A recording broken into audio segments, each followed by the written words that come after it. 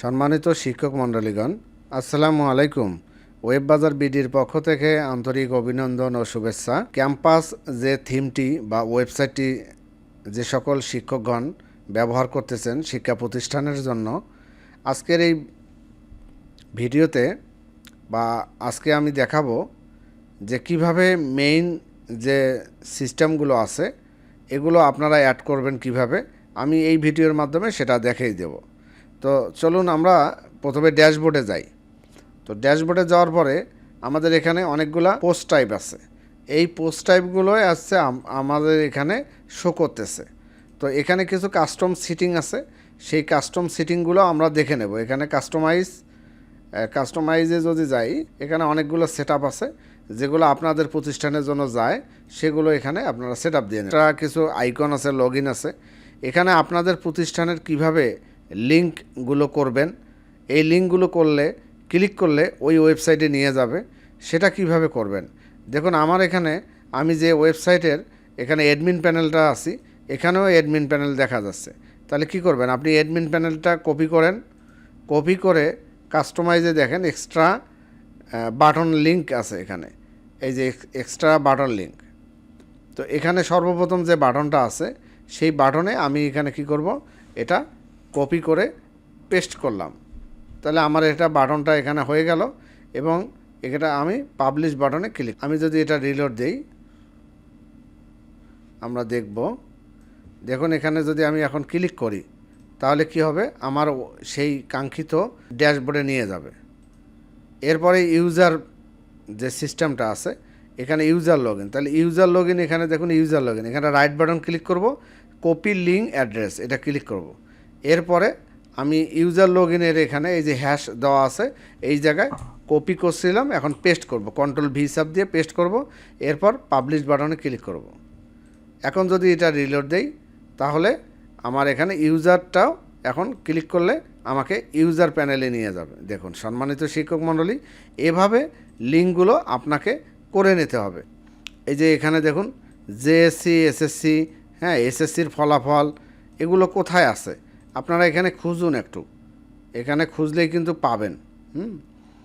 এখানে খুঁজলেই পাবেন, অথবা এখানে দেখুন যে জেএসসি, এসএসসির যে তথ্যগুলো আছে সেটা কোথায় আছে, এখানে খুঁজলেই কিন্তু আপনি পাবেন। বোর্ড পরীক্ষার ফলাফল, এখানে যদি বোর্ড পরীক্ষার ফলাফল দেখেন এসএসসি, জেএসসি এখানে কিন্তু আছে। তার মানে এখানে যেগুলো দেখতেছেন এইগুলো এখানে আছে। তাহলে এখানে আছে জেএসসি, এসএসসি ফলাফল। তাহলে আমি কি করব, এই জায়গায় যাব এবং এসএসসি ফলাফলে এডিট করব। এখানে আপনার এসএসসি এই বছরে যে ফলাফলটা এক নজরে সেটা কিন্তু আপনি এখানে বসিয়ে দিতে পারেন, যে আপনার শতকরা কতজন পাস করছে, হ্যাঁ কতজন এ প্লাস পাইছে, কতজন এ গ্রেড পাইছে আপনার 2025 সালে, হ্যাঁ এটা কিন্তু আপনি এখানে দিয়ে অ্যাড করতে পারেন। এভাবে আপনি এইগুলো এখানে অ্যাড করতে পারেন। জেএসসি ওই এইভাবে। এখন আপনার এই জায়গাটাতে আপনি পরিবর্তন করতে চাচ্ছেন জেএসসি, এসএসসি ও এসএসসি ভোকেশনাল পাবলিক পরীক্ষার ফলাফল, এই জিনিসটা পরিবর্তন করতে চাচ্ছেন, তাহলে কাস্টমাইজে যাইতে হবে। কাস্টমাইজে যাওয়ার পর ওই লেখাটা কোথায় আছে, তাহলে ওই মেসেজটা আপনাকে এডিট করতে হবে।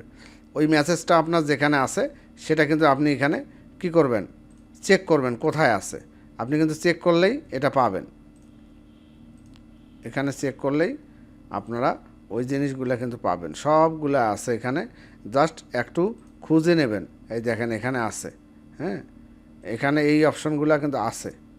এই যে দেখেন এই জায়গাটাতে আপনি যেটা চেঞ্জ করবেন, মনে করেন আমি এটা কাট করলাম, এখানে এমনিতেই আর দিলাম, দিয়ে পাবলিশ করলাম।